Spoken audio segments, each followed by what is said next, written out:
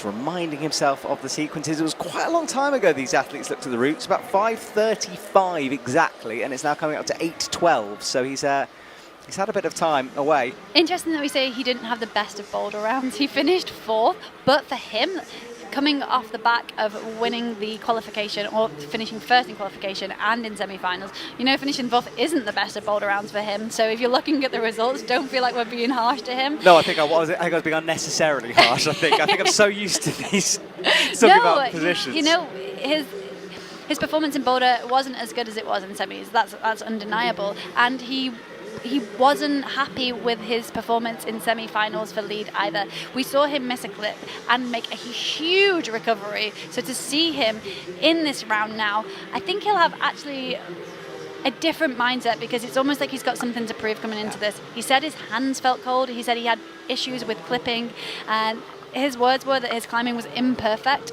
and he seems like an athlete that wants to give a perfect performance every time. So I think that's why we saw that focus in his eyes. He looked different to the way we've seen him previously, like a different energy about him, and he's so smooth through this first section, making very light work of all of this section, and just taking a little time to chill here.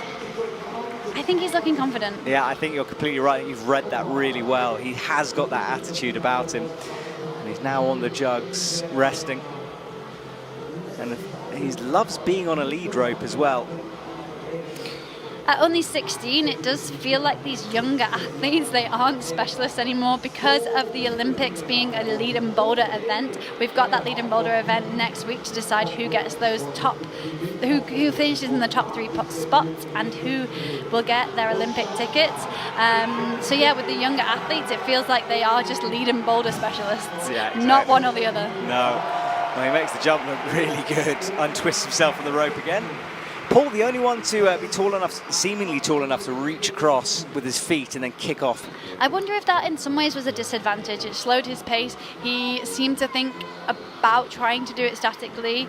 The route setter said it is possible to do that. Paul would be an athlete that would have been able to reach that. Sorato, unlikely so.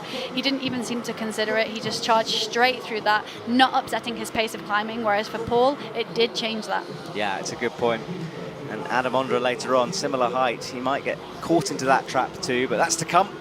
Sorato is looking casual as he looks down the clock. The clocks are facing up towards the athletes as well as out towards the audience, so the athletes can see easily when they're up on the wall.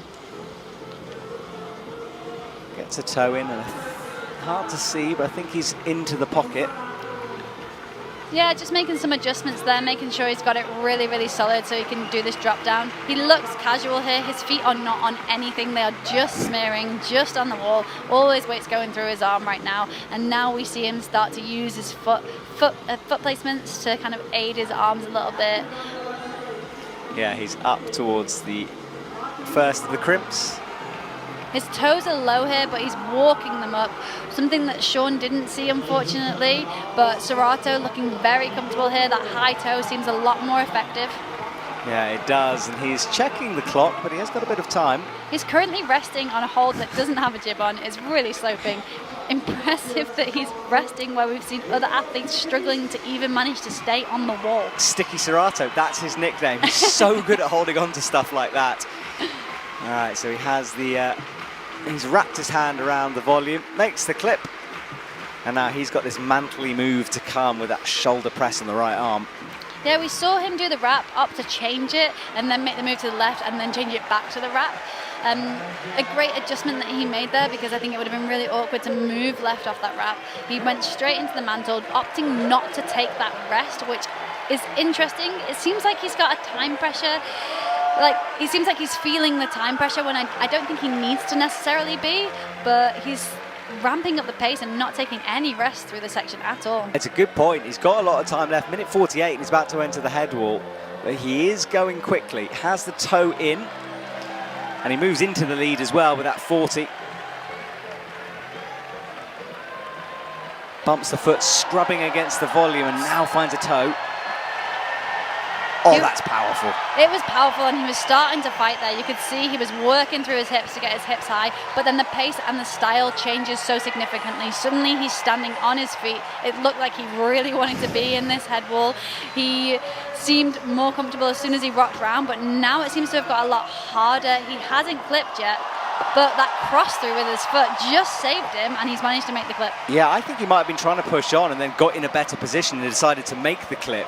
So let's see if he can get something back here for the top, because he drops the rope again. So he readjusts, slaps left. He's back into fight mode. You could see his hips moving around, trying to help him figure out what the best position was.